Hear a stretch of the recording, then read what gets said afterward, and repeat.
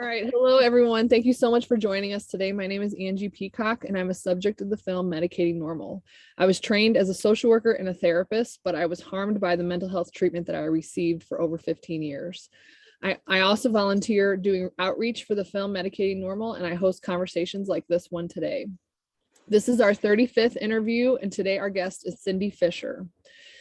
I heard about Cindi because of all her work with Rethinking Psychiatry, and then we had her on a panel for 313 Solutions with Bronwyn Franklin, and I just really enjoyed everything that she had to say, and I just think her voice and her story is so important. So I wanted to bring her to our audience and see if we can help her message anymore. Then that's what I would like to do.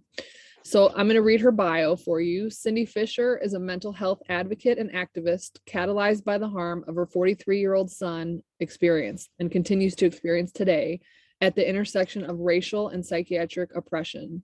Today, she is dedicated to whole health community transformation. Her tragic and resilient story and her work and her journey can be found on her website, regroundinglove.com. The header on her website reads, "We need sensitive community members who recognize that the gifts we have labeled as breaks in our loved ones must be supported as breakthroughs, openings that are showing the individual and our community where we are needing to heal and evolve." Cindi, thank you so much for joining us. Thank you so much for having me, Angie. I really appreciate this opportunity and really appreciate the work that you're doing with spreading the word with Medicating Normal. Yeah, it's important. Thank you. Yours too. So can we start out? And it's always hard for me to ask about, ask people to share their story because I don't want to like re-traumatize or, anything like that. But can you kind of share what brought you into advocacy, kind of what happened to Sid and what you're doing today? Sure, and it's as I continue to do my research and my advocacies, I continue to unpeel more and more layers of what has happened to my son and so many others. But just a very short, try to make a very short description of what happened. It's first of all, trauma, as I think everybody knows, plays a very important part and having breaks, and that trauma usually happens in our community. That's why we always have to look at the bigger picture.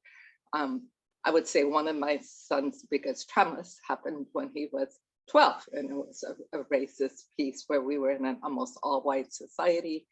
The school that he was in was almost all white, and they did not like him. Mostly because he was so intelligent. Johns Hopkins University had him take the SAT when he was 12, and the school had to give him an honor, an award for being one of the top gifted students in the state of Washington. Wow. 2 months later, that school, Covington Junior High, had this 12-year-old boy who had never been in trouble in his life, arrested by the police, handcuffed, and taken out of the school on false charges. Then they lied in court, and he spent first time in his life in a juvenile facility for a week. And that changed the course of his life. At age 17, he did have a break for many reasons. And he ended up in the hospital for help, and that caused great harm. And he's been in and out of state hospitals since then, each time being harmed, drugged, coming out in the community where there is no real help or support. And so, of course, you get sucked back into the system over and over again. So that's been his story. His first psychiatric drug before he went into the hospital actually took the trauma and the psychosis that he was experiencing and just magnified it. They gave him, the psychiatrist gave him an experimental drug at the age of 17 that was 1,000% above the recommended dosage. It was Resveratrol, and at that time the FDA had specifically told the pharmaceutical company, you cannot market this to adolescents, it's only for adults. And of course they did. And my son, within 6 months of being on that drug, had a complete akathisic attack. And when he was trying to save his life, he got arrested, charged with a crime for trying to save his life. And that ended him up in the, quote, hospital system, I call it the mental health, HELL, hospitals and systems. So I've been the first, the first 10, 12 years, I was a very compliant mother. I bought their narrative of my son has a broken brain and will be mentally ill for the rest of his life, and always encouraged him. And he was very compliant with the medication after he got out of the hospital, because he really wanted to get better. But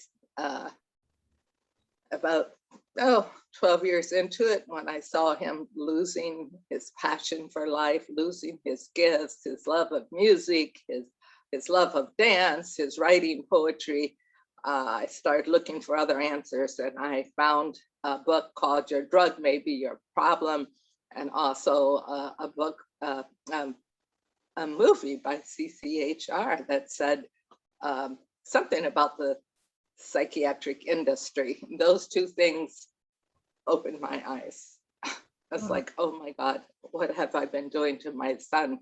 What have I been a part of that was destroying my son? It was heartbreaking, it was devastating.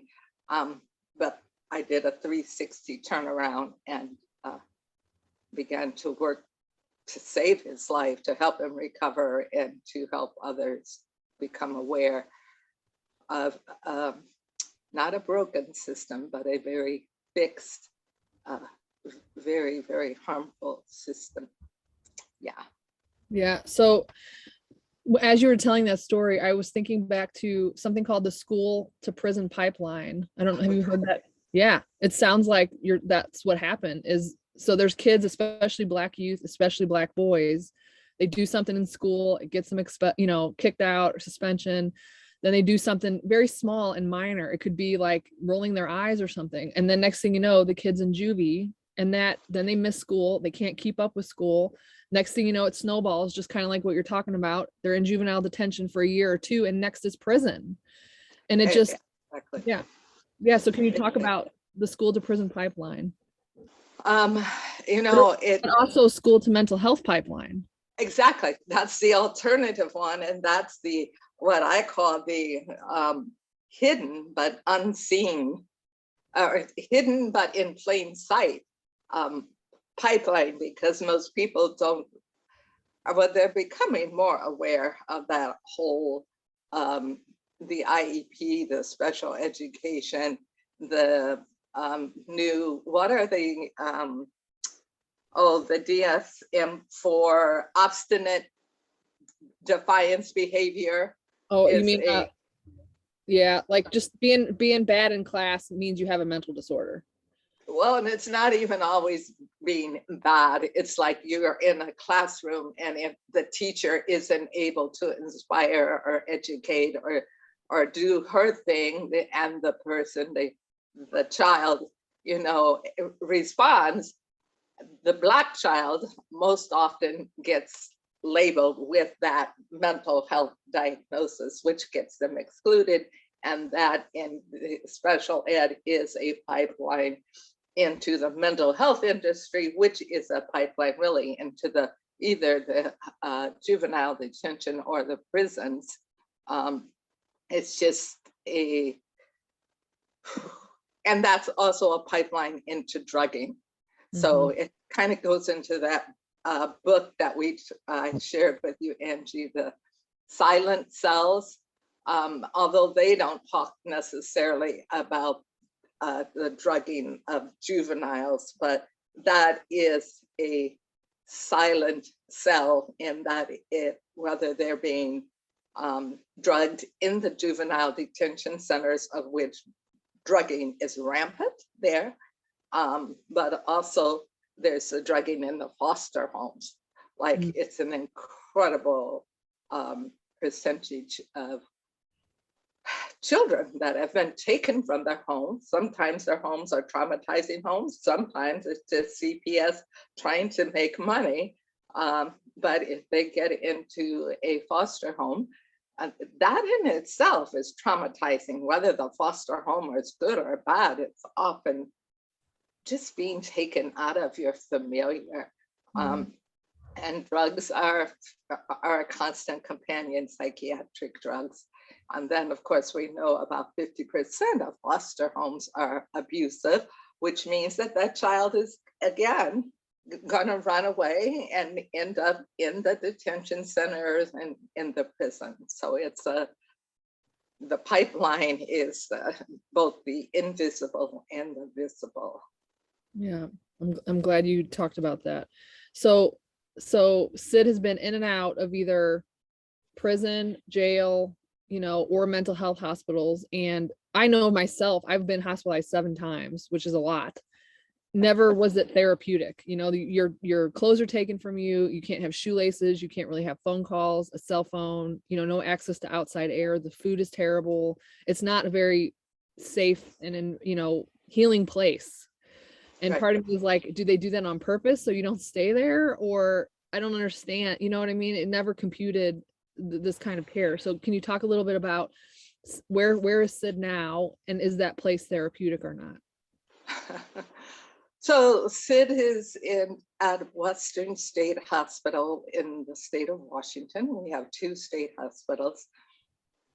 This particular hospital, it kind of reminds me, it used to be like the emperor has no clothes on. All the patients for years and years have written complaints and grievances, and often the loved ones of the patients have talked about how dangerous, how cruel, how the grievance procedure is a joke, because the grievance will come back to the staff person that you made a grievance on, and then there's retaliation. And it's, as you said, the food is bad. It can be too cold. Some wards play music all the time, because I've worked with lots of mothers of adult children, both in this state hospital and others. So this state hospital is unique. It's sadly, well, I guess it might be a good thing, because it's been exposed.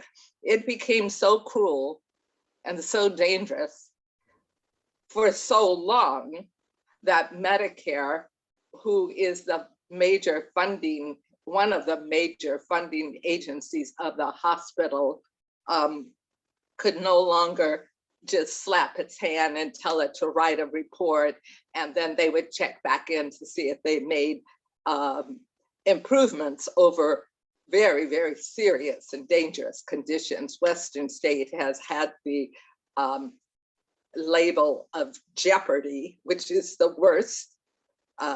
Label is not the word that I can think of, but when the hospital, Medicare does its investigations of hospitals, the worst that you can get is jeopardy. And that means that the patients are in immediate and serious jeopardy. Their lives are in danger. And of course, the staff too. Well, Western State has gotten that label, and then it writes its little improvement plan, and then Medicare gives it time to improve, and it just went on, and the complaints, the deaths, the harm, the lawsuits continued to pile up. And so finally, it became, I believe, a source of embarrassment, and it might affect Medicare's credibility if it didn't do something. So in 2000, I think it was 16, it got that jeopardy label, and Medicare gave them 18 months to try and get it right. They're checking back in and they're saying, okay, there's this improvement, but it's still bad, and this improvement. So in 2018, this hospital became defunded $53 million a year for Medicare. It's like Medicare saying, that's it, we're not claiming this hospital.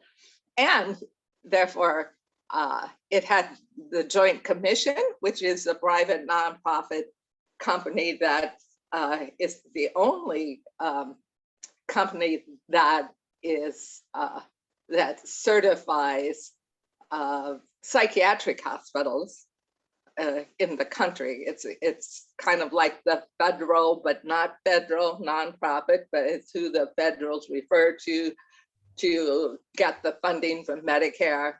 So those two together had to step back and turn their back and say, oh no, it's too dangerous. And it's still open. And our local jail, I'm in Vancouver, Washington, and the jails all around on the western side of Washington continue to declare people incompetent and send them up to this dangerous, cruel hospital. And then for restoration, like this hospital is going to make them competent to stand trial. They have supposedly placed most of their civil commitments, who are people who were a danger to self or others, but didn't go through the legal justice system to get there, but just went from perhaps an emergency room hospital up there. So yeah. Supposedly most of those patients are gone. So these are people who have been allegedly committed a crime, but never allowed to go to court because the court says that you're incompetent. And so you can't go to trial if you can't assist your lawyer. So you go up to this hospital on the criminal side and you're treated like a criminal, the forensic side, very, very limited privileges. And then my son, they said a long time ago, he's never going to be able to be made competent. It's in his records. Now, I don't believe that because I don't believe in their competency piece, but I was glad to see that in the records, the medical director on the forensic side of the hospital said, do not ever send him back here again to be made competent because he's unrestorable. And so what does our court do is they send him up there and then they use two 180-day petitions to make him competent. $1,200 a day is what they used to get for that. I call it human trafficking. Yeah. So they've been told by their own forensic director, you know, he can't be made competent. They send him up there first for a 45-day kind of observation, then 180-day, and then they try to go for another 180-day. And then they say, he can't be made competent. So then they ship him over to the civil side. Wow. So bouncing between jail and this hospital that's not ever gonna really help anything. Right. What does that mean though? Like to restore him, what therapeutic things are they doing in a state hospital that's been defunded? What is happening in there that's supposed to be therapeutic? Well, first of all, as you know, we're not allowed to really know what's going on in there. The HIPAA law is a big one to hide everything that you do. The only thing they do is drug him. He has, from his very first hospitalization at that hospital, when he first thought he was going to get help when he was 18, he very clearly, and they wrote it down, I have the record right now, told them of 3 serious traumatic events in his life. Serious, violent, abusive. And that's the only time it's ever been referred to. When they finished their evaluation of him that first time after writing down the 3 serious traumatic events, they said that his only issue was that he had a mental illness and didn't have insight into it. Oh my God. So in all these 14, 15 times that he's been funneled back into there, not once have they ever addressed any of the traumas. And I also need to say that one of the reasons that the hospital is decertified and defunded and too dangerous and cruel, one of the reasons is that they are notorious. They have an incredible history of not releasing patients when they actually do get declared discharge ready. You can get on the discharge ready list and be there. Actually, some folks ended up there. We found out a few years ago, they had been on the discharge ready list for like 5-6 years. Yeah. And supposedly the hospital couldn't find a place in the community. So they just, out of the kindness of their heart, kept them there, locked up. So for Siddhartha, his discharge readiness date, after going there in last October, November, in the middle of April, he was put on the discharge readiness list. Now he spent every day waiting to hear that word, discharge ready. So when he heard he was on the list, he thought he was going home soon. Last time when he was on the discharge ready list, they wouldn't let him come back home into the community. It took them a year to find a placement for him. So this time on April 12th, I said, no, I know that game. And now if Medicare turned its back on you, you must, what's in there is nothing but torture and cruelty, even though there may be some good people working in there. When you are in a container that breeds violence and dehumanization, you can try and help and save a patient here or there, but you can't change the culture that even made Medicare feel like it has to wash its hands. Yeah. So after mid-April, I'm pushing. I find in the community places that will support him. The new True Blood settlement, which maybe we'll get to, actually put money in the community to help support people through peers. So I connected with some of the folks that got some of the $88 million of the True Blood settlement. And if we don't get to that, folks, you need to look up the Washington State True Blood settlement. It's a very, very, very disturbing settlement, but $88 million got placed to help to correct that. And so in our community now, some of the victims, not all of them that earned that $88 million, a few of them have access to a housing voucher that's worth $7,200. So if you're coming out of the hospital and you have been a True Blood member and you are part of that narrow group from the True Blood member, you have access to $7,200. That's it, of that 88 million, but that's better than nothing. And then you get peer support and what they call intensive case management. So I got all of that in place because I knew it would take them, they wouldn't even access that. And he was going to stay in a motel while we found an apartment, so he didn't have to stay locked up. And this had worked well before. We had done it before when the court threw him out on the street and discharged him to the street because they had made some legal blunders that I caught. So everything was in place. And I said, okay, let's let him out. And I had to use some pressure to the Western states, like Maine, discharge a social worker, but she finally agreed to everything that we had planned that fit the Olmstead law in the community, least restrictive, his choice, family choice, community choice. But they still weren't giving us a date. So mid-April, mid-May, beginning of June, mid-June, finally, about June 25th or 6th, I don't know, somewhere around there, I wrote a letter. I said, look, give us a discharge date or I'm going to start a hunger strike.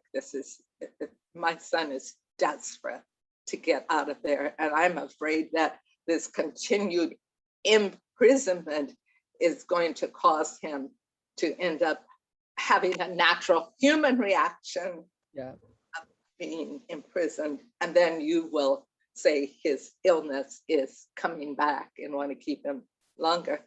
Yeah. So I wrote the letter, the email on June 28th. They got it. It was an email. And we got a release date from the top administration for July 1st. It was like 3 days later. So that was on a Monday. So I'm just like, oh, I don't know if I should tell Sid, but Tuesday they call me. It's one of the top social workers and 2 other people, and they're saying, okay, pick him up at this time on Thursday at this place, and this is everything you need to do, and we will gather all his stuff together from the jail and whatever, and we'll release him. So, okay, I can tell Sid. They've actually given me the date, the place, the time, everything. So I tell Sid, and so it's like, man, his ability to articulate, his energy, his joy is like all of it. It's like it's come rushing back. Right. That was Monday, and I know that was Tuesday. Wednesday, the psychiatrist, the treatment team head psychiatrist, I guess he got his feathers ruffled, I guess, because he had not been involved in the decision. Now, I will say that the Western state, what they call the case consult team, that has to look at the case of every person who's going to be discharged into the community and not a restrictive setting like the adult family home. They looked at that the Thursday prior, and I heard that they okayed it, but they hadn't given us a date. So that's why I said on Monday, I was going to, I was just going to start a hunger strike because the case consult team had okayed it. So it's like, come on. So that doctor, having been overridden or not consulted, I don't know what was his problem, his ego problem, but he called in the medical director who had been part of the case consult team, Brian Wablinger, called him in, and this director, this white man in his white suit, or I'm sorry, this white man in a suit and tie comes to interview my son for the first time. And he spends 15 minutes talking to my son through the rose-colored glasses, not the rose, but through the glasses or the framework of what the treatment doctor has told him. Mm-hmm. And then he agrees with the doctor that my son doesn't seem to be clear enough, doesn't seem to have enough insight on what he's going to do and how to do it when he gets out. Now, can you imagine a young Black man, or he's 43, but how he's been waiting and praying and every day asking, Mom, when am I going to get out? And then the day before he's supposed to get out, this white professional man comes in to interview him. And he, I'm sure in his mind thought, oh my God, what's this about? And probably didn't want to say a word to him. Yeah. But whatever happened in that 15 minutes, they blocked his discharge. Oh my God. Can you imagine the devastation? I mean, that's just more trauma. That's all I can think is more trauma that reinforces the original trauma. You know what I mean? It's just like, I can't even, I just can't. Well, before you get to the hunger strike though, I want to read some of the things that I found that this hospital is accused of. Well, actually it's not accused of. These things have been found in an investigation. Yes, these are legitimate things that have happened in this hospital and others that are in the same system. So some of these hospitals fail to keep both patients and their employees safe, not enough staff, and some patients with medical needs were left untreated, in one case to the point of death. Patient records weren't accurate. The staff was The staff was pressured to supplement missing documentation. At another hospital, Cascade, they filled out or altered records to make it appear that patients were checked on after they were found unresponsive or dead. At 6 of these hospitals in Western Washington, there were at least 350 incidents in which patients or staff were assaulted, suffered an injury, attempted suicide, escaped, or died suddenly just in 2 years, from 2016 to 18. Over the same period of time, they only reported 15 incidents when there was 350. At Cascade, there were 7 patients that died suddenly or suffered injuries in just 19 months. Washington State does not have to publicly disclose their hospital inspections like other states do. State regulators haven't taken enforcement action against any of these hospitals in more than 13 years, despite finding repeated and serious violations. The Joint Commission, who we've already mentioned, they're the ones that are supposed to certify these hospitals and say that they're safe. They have a history of missing serious violations that are found by state inspectors. And lastly, let's see, some private hospitals are regularly trying to keep voluntary patients from leaving. At Smoky Point, patients complained that the staff delayed their release or tried to intimidate them into staying. At Fairfax and Kirkland, they have regularly held patients by claiming they wouldn't be safe if released, only to be contraindicated by mental health officials who find no grounds for committing them. So the thing that I have the most problem with, especially in your son's case, is that it's the subjective view of a doctor who sees them for 15 minutes and who is perceiving them, like you said, through rose-colored glasses, but I see it as through DSM-5, through psychiatric drugging, through thinking there's something wrong with this person, through perceived dangerousness, through racism, because your son is a bigger black man with dreadlocks. That's what they're seeing through. They're seeing through his past, not like the potential, not that he's a human being, that he deserves, his mother and community care and a place to feel safe. Yeah, absolutely. And even beyond that, I believe that the biggest pieces of this are social control. It's like the doctor wants to be the one. It's $1,200 a day. So human trafficking is in there, as well as the social control piece, because the hospital is defunded. It's lost $53 million a day from Medicare. So has more reason to continue to violate and keep people. But Angie, I want to clarify that those statistics that you just read, those facts, those are about the replacement hospitals, because they're creating community hospitals. The community is saying we want closer to home and smaller hospitals to meet the need of our vulnerable adult children. And this that you read are the replacement histories of these smaller hospitals.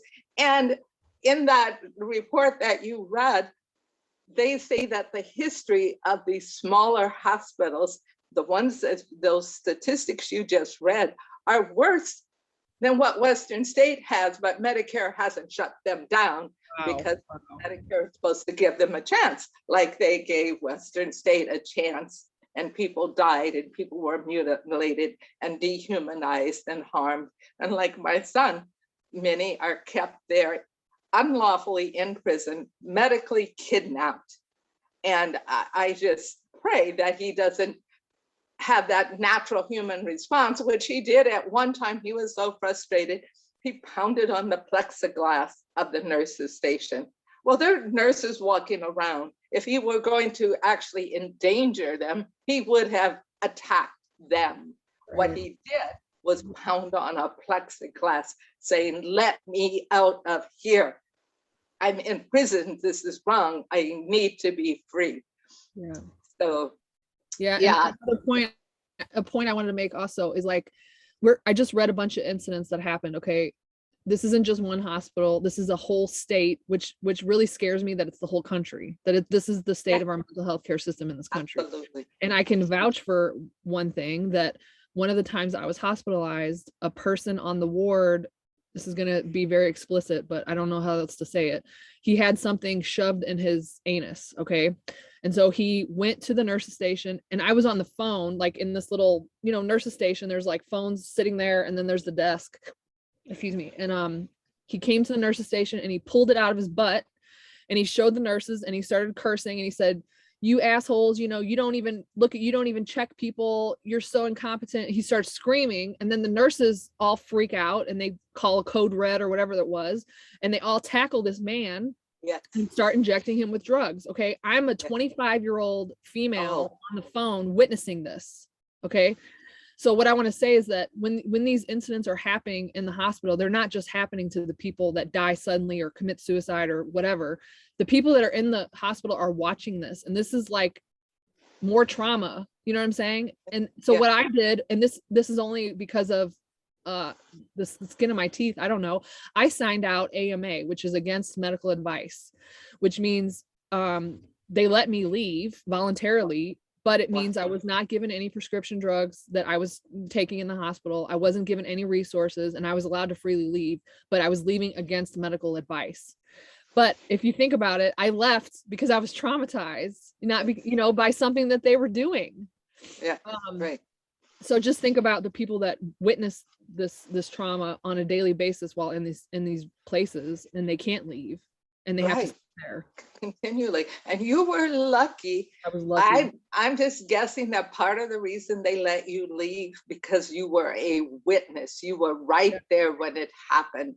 So when they wrote it up, you wouldn't recognize how they wrote it up and why they would have said that guy was trying to stab them with whatever he had put in his anus. They wouldn't write what he said, that you are incompetent, you are not even paying attention. So that it is trauma upon trauma in there. And to think that you don't have the key and your loved ones don't have the key. Every day my son asked me, "When am I going home? What did you do today?" I have to keep at it. I did the hunger strike. We're going to have a group of folks in front of the hospital on my birthday, September 21st. I go up there every Tuesday, whether I'm by myself or others, and expose them. Unlawful imprisonment, medical kidnap, free Siddhartha. I have a big sign that has my website on it, and I'm hoping some of the staff will go to the website that says Regrounding Love. That must be confusing to them. It's like, why did she got a website? But then when they go there and they see what it is that we're asking for, and then they reflect what it is that they are forced to give and how they're forced to do it in the hospital, I'm praying that some of them will realize that they are doing great harm and disservice to the patient and to themselves. You cannot go into a career where you are hoping to give passion and to help and to uplift people and be trapped in a system like that. And even though you may help one or two, you cannot exist in that and stay healthy. You are becoming traumatized if you are working in a place like that, and you need to get out. You need to find a place in the community where you can serve. And if there isn't one, you need to help create one, which is what the summit is all about. Angie, did you? You want to tell them about that real quick? Absolutely.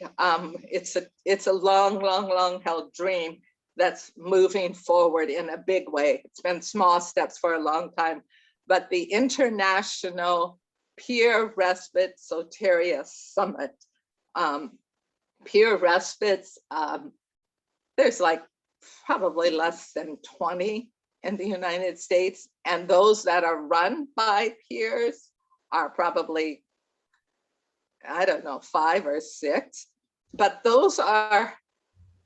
that's the replacement of the emergency crisis room, the hospital. But long before it gets to that point, these are homes, 2-3 bedroom homes for the peer respite that are, if they're done properly, they're run by people of lived experience. That's why we call them peers, people who have been through it, people who know the way to how they went down and how they got back up. and maybe have some wisdom.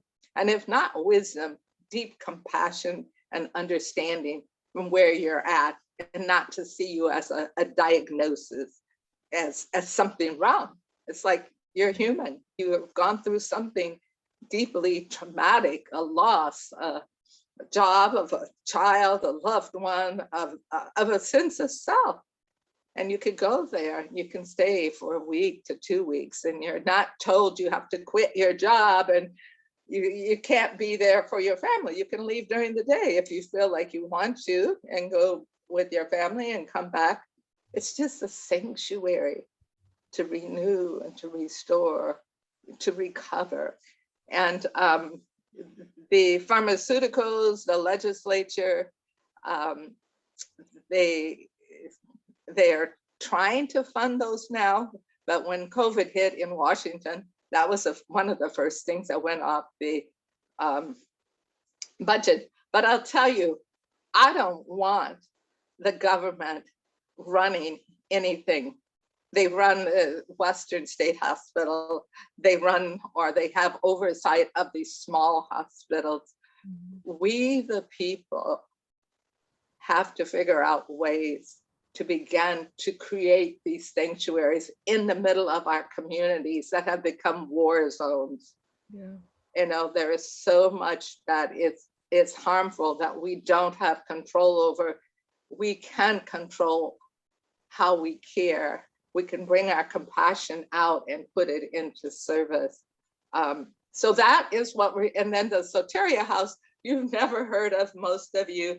You'll have to look it up on the website. If you go to my website, regroundinglove.com, there's a link right at the top that will talk about the International Peer Respite and Soteria Summit. It's people from around the world that have known about Soteria, and Soteria had been covered up and blacked out. It's an actual National Institute of Health research experience by their chief psychiatrist, and the first psychiatrist of schizophrenia of National Institute of Health back in the 70s. But he was a real psychiatrist. He really understood that his job was to be with people through what it was that they were going through. And he wanted to avoid the pharmaceutical takeover. So he actually conducted a very research-driven experiment. And you'll have to read about it, Soteria House. Go on the website. Also on rethinkingpsychiatry.org, which you can also find through my website. So everything I'm talking about, if you go to my website, you can find it. But we've recorded interviews with the original house manager who kind of babied and birthed this whole experiment for 12 years. He wasn't there at the very beginning, but close to that. And we found him. He's very, very intelligent, alert. He's 80 years old. We've been interviewing him. He's going to be at the summit. Robert Whitaker is going to be the moderator, the author of Anatomy of an Epidemic. It's the best thing out there. And we can't wait for the government or the we call it DSHS, social service, whatever, to trickle it down and then twist it and turn it so that it looks like the hospital in a new skin. Yeah. We don't want old wine in a new skin. No. We need to bring humanity back and care for each other. Yeah. Oh my gosh. So I'm going to read a couple comments that we got from the audience. One is, Cindi, our stories are so alike. My son is currently in the state hospital as we speak. I trusted those in authority as well. Another one is, this is so true, Cindi. This is what they tried to do to me, but I'm a white Caucasian woman, and my family was able to come up with $5,000 for an attorney, and I was released the same day. I was supposed to go for restoration at Western State to go to court. And I thank my family so much for getting me out of there. I didn't believe I would even know what my name was when I got out. It's very, very possibly true. I think that was Carrie. Thank you for sharing, Carrie. Yeah. So I want to talk about, because we're running out of time so quickly, because this is just there's so much to talk about, but can you talk about your hunger strike, what that looked like, and what was the response?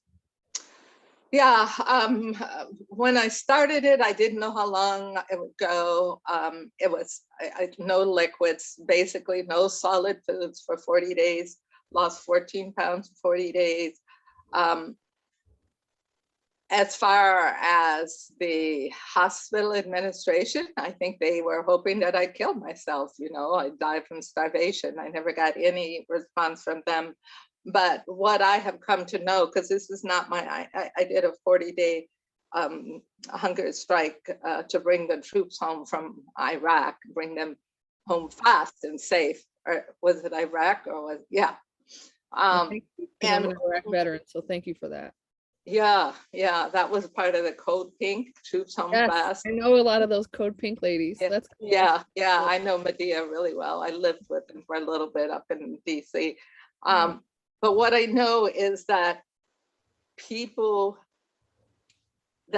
whose lives are already full and overfull and are so much in a survival mode, they will pay attention and seek to help more when they see that the person who is suffering is willing to go through an extra level of suffering or sacrifice because they believe so deeply in what it is that they're doing. And I knew this from the war and that. And so, and it empowers me, because when they shut me down, when they say, no, your son can't go, there's something inside you that just like, how dare you? How can you? And if you stay with that, how dare you, and don't do anything, it can crush you. It can crumble you. And that's what they're hoping, that their power is so great that when you go up against them, they're hoping that they can shut you down enough that you begin to shut yourself down. And I'm not going to do that. I'm always going to find some way to give me agency to challenge them. And that's what I did. And now, because that didn't do anything as far as their response, my next level was some of the allies that are like with me, really, because of the strike, because of the injustice to Sid. They sent a call out was for the addresses of the treatment team. And so I got the address of the treatment team doctor that actually instigated the block. And I took my signs to his house in his $1 million neighborhood. And I plan to do that now every Tuesday, 2-Minute Tuesday Advocacy. Please check out my website, because usually every Tuesday I have a new 2-Minute Tuesday Advocacy that you can do. It doesn't take very long, it's very quick, but it just keeps the fire alive and burning. And I'll be in front of his house Tuesday. Tuesday's my birthday. I've asked a group in Portland, that's a trans group. They're going to bring a bunch of folks up in front of the hospital with balloons that say free Siddhartha.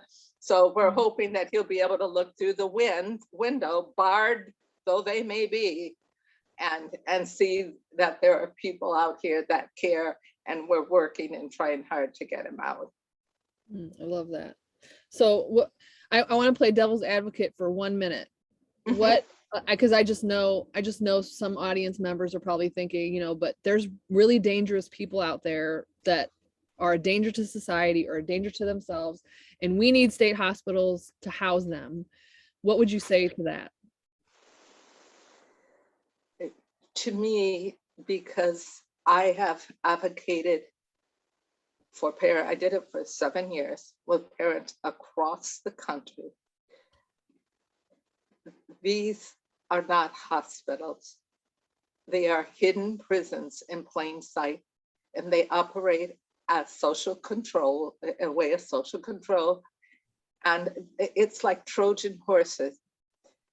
We do need places sometimes for people who have been heavily traumatized and become dangerous. We need places that have community oversight and control, where there's always a connection to the inside. Always. You could never, ever allow for alienation, isolation, and separation in prisons, in hospitals, in juvenile detentions. You can never, ever allow that, as long as you have a society where there is a huge disparity in power, in control, and wealth. You can't do it. And to sacrifice so many of those targeted populations, Black, brown, poor, trans, disabled, to allow that kind of an institution to exist because of your fear of a few, really deeply think about that. Is that right? Is that just? No.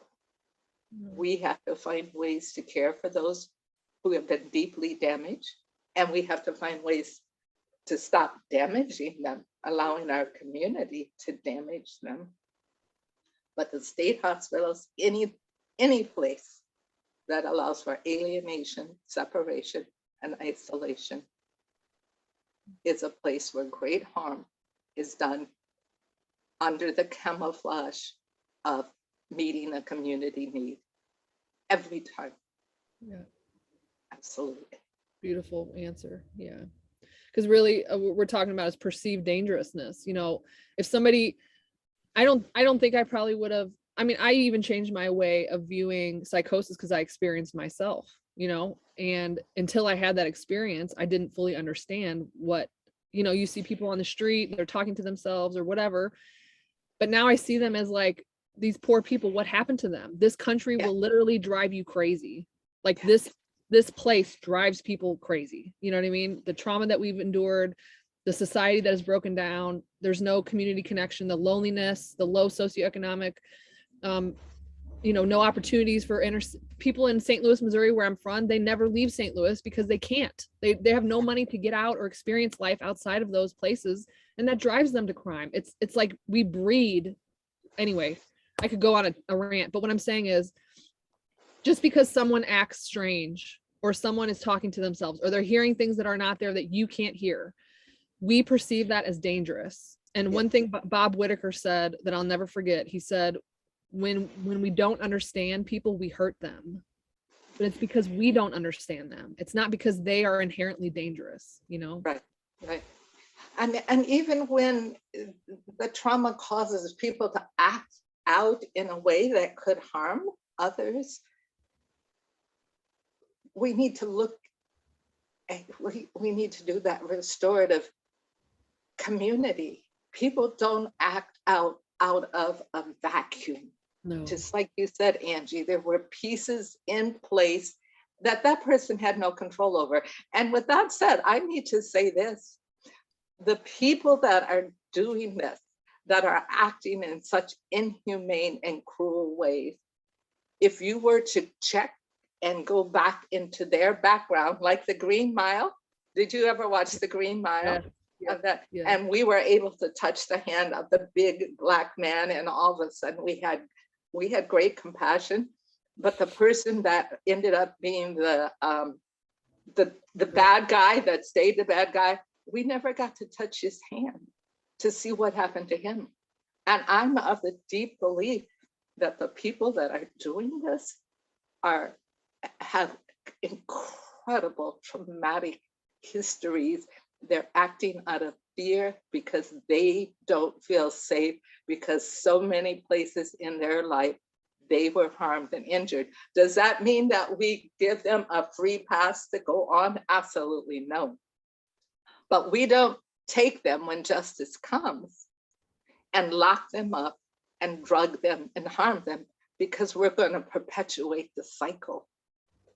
Once we take them out of power, we place them in a sanctuary where we protect them from society, and then we ask them, what happened to you that you could do this? Not that you could do this. What happened to you? Because the only way you could do this is something horrible.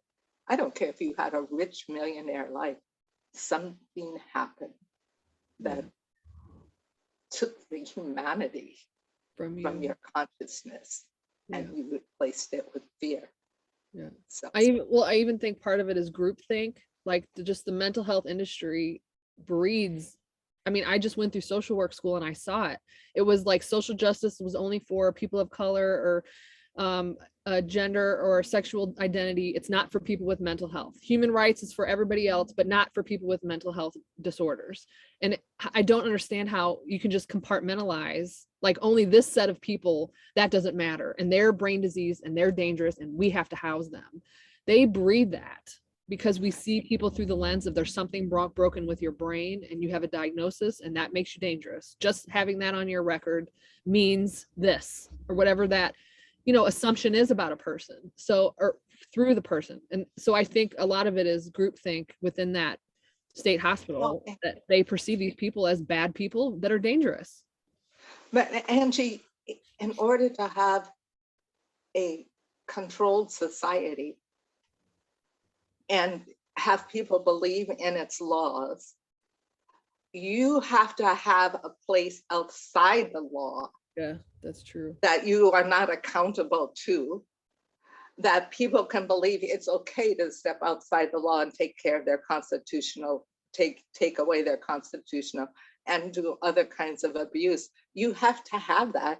And in the capitalistic society that we live in, the hospitals, they're the hidden prisons in plain sight. I know I personally helped a young man get out of the hospital who had been shipped up there because as a Black man for 1 year, he refused a plea bargain. He stood up, he said, no, I have the police, they were wrong, I can prove it. And eventually in the court where he was getting ready to hand his legal motion to the judge because the public pretender was selling him down, the public pretender stood up, said, oh, judge, because the young man was walking towards the court bench to give him his motion. This man is incompetent. And the judge immediately banged his gavel. The guards came and he was shipped up to the hospital. Wow. There's another young man that's in jail right now, and I can't say his name, but he is a medical whistleblower. This is where your whistleblowers can get shipped like that. Then they're locked in there. He was there for 7 years. 7 years. And this was for incompetency. So either you restored him or you didn't. So this is the place, the hidden prison that goes outside the law. And everybody says we have to have it because that's the Trojan horse. You've got to recognize the Trojan horses. Any place where alienation, isolation, separation are allowed to exist outside the law, and the law is supposed to cover them, but you hear stories all the time about the law being broken, necropower, people are dying earlier. It's a form of murder, but abnormal murder, as I was reading this morning. But they die earlier because of the harm, but it's unseen. And so it exists for that very purpose. Well, thank you so much for everything that you do and for bringing attention to this and fighting for Sid. If he didn't have you, I mean, no one would fight for him, Yeah, there's others in there that made, that's why we've got to stop feeding the system. I don't think we can break it down. It's going to crumble of itself eventually, but we have to stop feeding it and care for our own. And those that are inside, if something comes across your path and you're fired up about it, that's your purpose for the moment, to work to help free them, help save them from that burning building. We can't save them all. I am deeply saddened about that, but we can stop feeding it and we can begin to create and be the people, the humanity that we are and we're meant to be. We are. We are. All right. Well, we are at an hour and we had a lot of great comments, mostly people just saying, thank you so much for sharing your story. I want to give the audience a call to action because this discussion should not end now. This is just the beginning. So first I want to say, go follow Cindy's website, regroundinglove.com, and Nicole will put it down in the comments. But secondly, Cindi has a screening that she's hosting through Rethinking Psychiatry, and it's on Saturday, September 25th at 2:00 Pacific time. That's in Seattle. So we have a link to tickets down there, and a half of the proceeds from that after expenses will be going to Rethinking Psychiatry. So also follow Rethinking Psychiatry. But I really just want to encourage everyone. A lot of people think that we have little power and we can't really change anything. There's nothing I can do. But through like Mind Freedom International, through Cindy's website, like she said, her 2-Minute Tuesday, she puts in there, this is the phone number to call. This is all you have to say, leave a voicemail. This is the place to email. You just put this little blurb, you email. If 100 of us did that, it might change something. So please, I guess just let us help you know that there is something you can do, even if it's small, even if it's a phone call, an email, a ticket to watch a screening and further the conversation, read a book that she suggested. So what do you have to say, Cindi? So yeah, I really want to say, please spread the word to this and call 3 people. That's your 2-minute Friday action to encourage them or walk them through signing up for the film. And I'll say it's extremely important. The film itself is critical because it has to do with vets, and the level, the number of suicide rates. And it's not just the PTSD, it's what happened to them when they came back as well. Not only are they like ignored and not acknowledged, but those drugs, they die from the drugs. So that's an important film to get out there. But also the 7 panel is a long panel, so it's going to be probably just a small question and answer. But Bronwyn, I want to tell you, the panelist, she's going to interview each of the panelists, and we're going to talk about necro, Necro, power and necropolitics. You need to know about that, because when you ask, how can this be? We're going to answer that. We're going to show you how it's in all the different parts of society, because all of these people have been affected by necro power, but they're all different webs that have been spun that are hidden, but in plain sight for most of us. So please spread that word, show up, get a ticket, donate if you can. It's such a worthy cause, both the Rethinking Psychiatry and to Medicating Normal. Yeah. And it would be a great after birthday present for me. I'll be 71 on Tuesday. Yay. Amazing. Amazing. You're just doing so much good stuff for this world. Wow. All right. Thank you so much, Angie. I really appreciate this opportunity. It's been an honor. Yeah, and thank all of you for showing up. And I hope to see you again. Me too. All right. So just to close it out, again, all the links are below. Nicole's put them below. We have a YouTube channel. Follow us on Facebook. Subscribe to us. And that's all I want to say. I just want to leave on a good note. Thank you, Cindi, for everything. I just love your heart. I love your spirit. If I was in Vancouver, I think I would go with you and go picket across from the hospital, because I just feel so strongly about the hidden in plain sight thing. One last fact to leave you with. I think I heard this, that nobody counts the amount of people that are in those hospitals. Like they're not even counted. Right. Like nobody. Right. Those statistics are not kept. And that is in that book, Silent Self. That's the most important book you can read to understand the hidden in plain sight, because there are tremendous statistics kept. And then there are a tremendous amount on certain subjects that are not tracked or kept at all. Yeah. And having to do with the mental health system, the pharmaceuticals in jails, prisons, hospitals. Nobody can't find the statistics. Yeah. And there's a reason for that. Yeah. All right. Thank you, everyone. We'll leave you on this Friday. We hope to see you at the screening on September 25th, and have a wonderful weekend.